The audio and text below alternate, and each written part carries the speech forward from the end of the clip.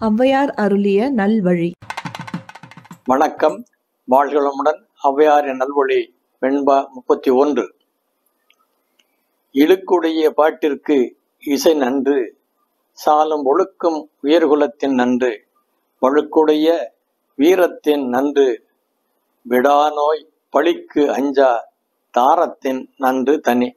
நம்முடைய வாழ்க்கை எவ்வாறு நடத்த வேண்டும் என்பதற்கு இந்த வெண்பா மூலமாக ஔவையார் விளக்கம் சொல்லுகின்றார். ஒருவர் பாடல் எழுதும்போது இலக்கண பிழையை எழுதாமல் அதற்கு பதிலாக உரைநடையாக எழுதினால் போதும்.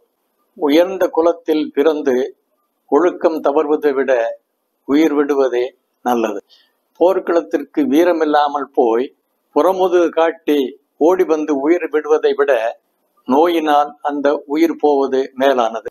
பழி நேரும் என்று தெரிந்தும் தவறு செய்யும் பெண்ணிடம் வாழ்வதை விட தனியாக வாழ்வதே நன்று. இதை கவனத்திலே வைத்துக்கொண்டு வாழ்க்கையை அதன்படியே வாழ வேண்டும்.